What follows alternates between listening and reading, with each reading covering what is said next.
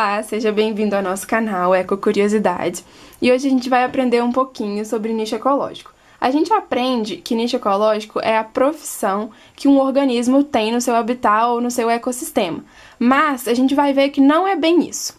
Para a gente poder entender o que é um nicho ecológico de fato, a gente precisa entender dois conceitos, a gente precisa ter em mente duas ideias que são sobre condição e sobre recurso. São coisas diferentes e que vão fazer a gente poder entender direito o que é o nicho ecológico.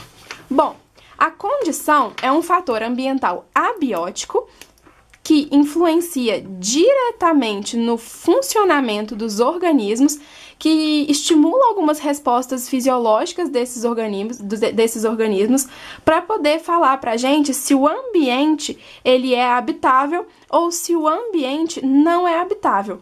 Alguns exemplos dessas condições são o pH, a temperatura, a salinidade, correntes marítimas e etc. É muito importante lembrar que as condições podem ser alteradas, mas as condições não podem ser consumidas. Por exemplo, o pH depende dos organismos que estão no ambiente. Agora, o oxigênio ele é consumido, então o oxigênio não é considerado uma condição. Outras duas características muito importantes de condições é que a condição ela é heterogênea. Por exemplo, a incidência solar, ela mostra isso pra gente. Porque a incidência no Polo Norte, ela é diferente da incidência que a gente tem na linha do Equador. Isso por causa do plano de inclinação terrestre. E outra coisa é que elas variam com o tempo. Por exemplo, nas estações do ano. Porque com o passar do tempo, as condições estão variando, porque a gente tem o outono, a primavera, o verão e o inverno.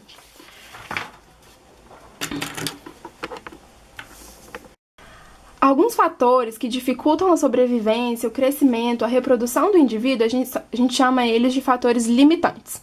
Então agora que a gente já tem um pouquinho da ideia do que são fatores limitantes e o que são fatores abióticos, a gente pode definir o que é a ecologia fisiológica.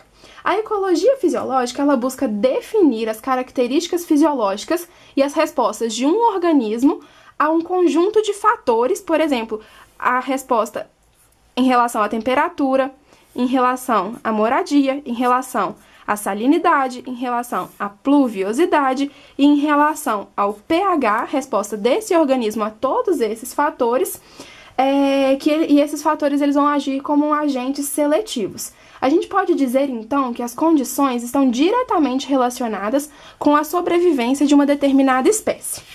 Através dessa relação, a gente pode definir um ótimo fisiológico, que é quando as condições são ideais para o crescimento da população.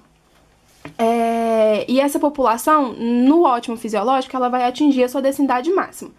Ao contrário do ótimo fisiológico, quando as condições mantêm a densidade populacional baixa, a gente diz que a gente tem uma baixa tolerância, que vai acontecer mais ou menos nessa região aqui. E ainda existem alguns ambientes que são impossíveis de terem sobrevivência, que no nosso gráfico são onde a gente não tem nenhuma densidade populacional. Nos extremos, a gente fala que aqui a gente tem o impossível de sobrevivência. Em condições ótimas, por exemplo, que é no nosso ótimo fisiológico, os indivíduos eles vão se reproduzir e a população tende só a crescer. Então aqui o objetivo da população dos indivíduos vai ser a reprodução. Agora, em condições não tão boas, nem todos os indivíduos vão conseguir atingir a maturidade sexual. Então, por isso, a idade reprodutiva. Então, por isso, o objetivo não deixa de ser a reprodução e passa a ser o crescimento individual. E em condições desfavoráveis, a maioria dos indivíduos vai morrer e o objetivo passa a ser a sobrevivência individual, que é o caso dessa parte aqui do nosso gráfico. Algumas classificações são feitas de acordo com as condições básicas necessárias para o indivíduo poder se desenvolver, como, por exemplo, a classificação quanto à necessidade de água de algumas espécies. Aqui a gente tem 3 exemplos de classificação em relação à necessidade de água. Espécies hidrófilas vivem na água, por exemplo, os peixes, e espécies mesófilas precisam de uma quantidade moderada de água, por exemplo, as briófitas, enquanto espécies xerófilas vivem em ambientes secos.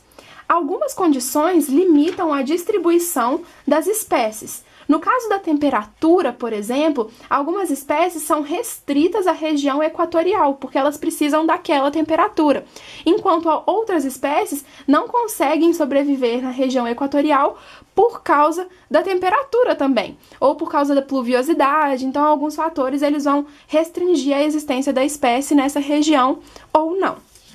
Além de definir e entender um pouquinho sobre condição, a gente precisa definir recursos.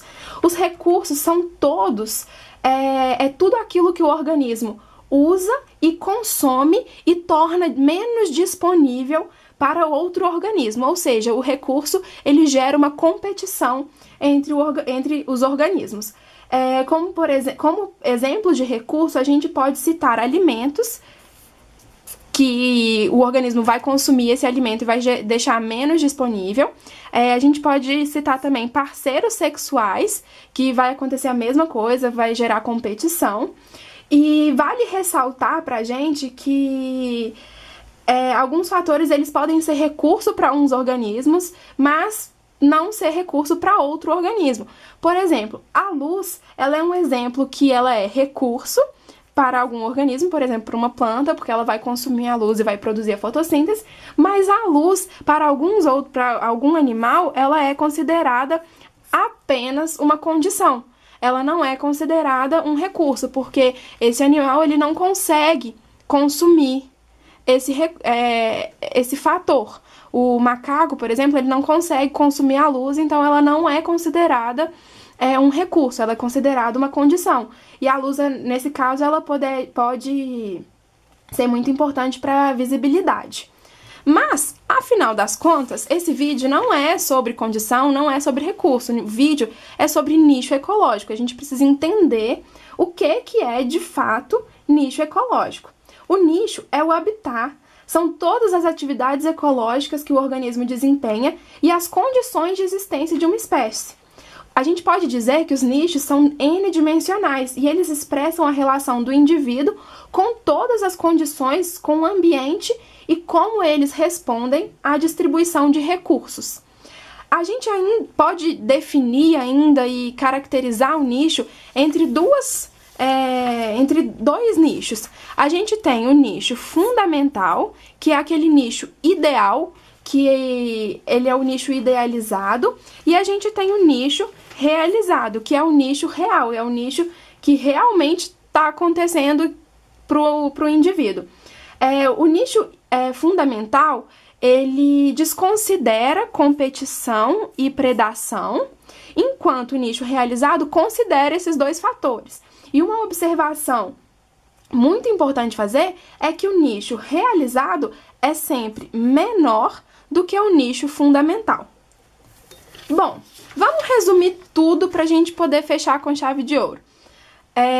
As condições e os recursos, elas influenciam o crescimento de populações, de indivíduos, influencia a sobrevivência e a reprodução deles, das espécies, além de ajudar a definir qual é o nicho ecológico, que é não só o ambiente, mas também as condições e os recursos que estão disponíveis e também as interações e o efeito que tudo isso tem em determinada espécie.